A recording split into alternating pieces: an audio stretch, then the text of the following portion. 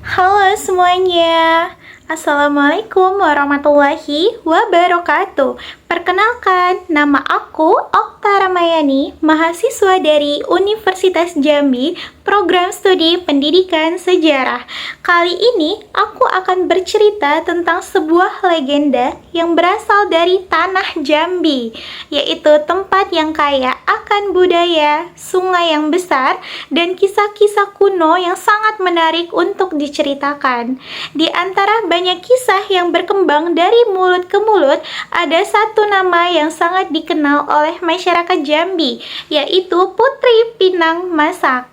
Namanya mungkin terdengar manis, tapi kisahnya jauh lebih luar biasa. Mari kita mulai perjalanannya.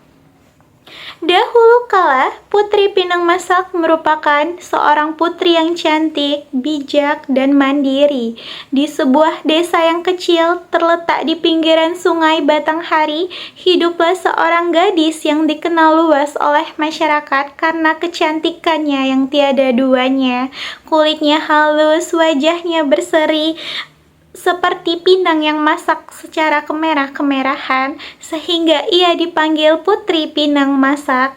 Tapi bukan hanya parasnya saja yang menarik, putri ini dikenal karena kecerdasannya. Ia suka membantu warga, pandai membaca keadaan, dan sangat santun dalam berbicara. Banyak yang kagum kepadanya. Orang-orang tua desa tersebut pun berkata, kecantikannya setara dengan pikirannya yang tajam. Menginjak usia dewasa, Putri Pinang Masak pun mendapatkan begitu banyak lamaran dari para bangsawan dari hulu, saudagar dari seberang lautan, bahkan pangeran dari negeri tetangga melamar sang putri. Tapi semua pulang dengan tangan kosong. Putri Pinang Masak tak pernah tergoda oleh kekayaan bahkan ketampanan mereka. Putri berkata, aku memilih orang yang hatinya lembut dan pikirannya jernih, berbicara dengan nada lembut. Kata-katanya itu pun menjadi buah bibir di kalangan masyarakat di daerah pasar, di dermaga, dan bahkan di setiap rumah warga. Masyarakat pun makin menghormatinya dan menghargainya karena ia menjadi simbol perempuan yang berani menentukan nasib di tangannya sendiri. Kabar kecantikan dan kecerdikan dari sang Putri Pinang Masak ini pun sampai ke telinga raja daerah Jambi. Raja itu kaya, berkuasa, dan disegani oleh banyak orang. Namun usianya pun tidak muda lagi, dan hatinya penuh dengan ambisi yang sangat kuat. Raja berkata, aku harus menikahinya, ia harus menjadi ratuku, ucapnya dengan suara berat. Maka dikirimlah utusan mereka membawa emas, kain sutra, dan permata untuk meminang sang putri. Warga desa pun gempar dengan kabar ini, tapi sang putri tetap tenang. Ia menerima utusan raja dengan ramah, lalu mengajukan syarat yang membuat semua orang terdiam. Putri pun berkata, bangunlah istana lengkap dengan taman dan kolam dalam waktu 1 malam saja. Semua orang kaget, tapi sang raja karena keangkuhan dan ambisinya, ia sanggup menyanggupi permintaan sang Putri Pinang Masak tanpa pikir panjang terlebih dahulu. Syarat aneh, istana dalam 1 malam. Mengapa syarat itu diajukan? Karena Putri Pinang Masak tahu hanya orang serakalah yang mengira bisa memiliki segalanya dengan cepat. Ia ingin menguji niat dan ketulusan dari raja tersebut. Malamnya, langit gelap dan sunyi. Raja pun mengumpulkan para dukun dan memanggil jin-jin penolong untuk dibuatkan istana megah hanya dalam 1 malam. Mereka bekerja dengan cepat. Dalam sekejap bangunan mulai berdiri. Dinding-dinding tegak tinggi menjulang, atap besar berkilau, kolam pun diisi dengan air. Warga mengintip dari kejauhan. Mereka berkata, benarkah istana itu bisa selesai? Bisik mereka.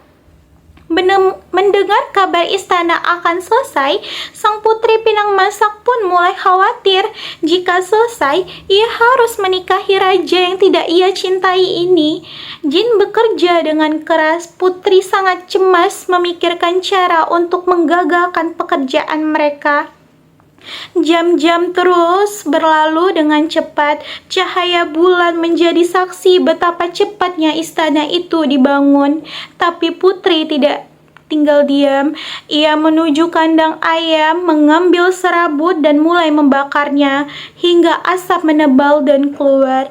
Ia menyalakan api dan meniupnya dengan pelan. Ayam pun berkokok, mengira fajar telah datang.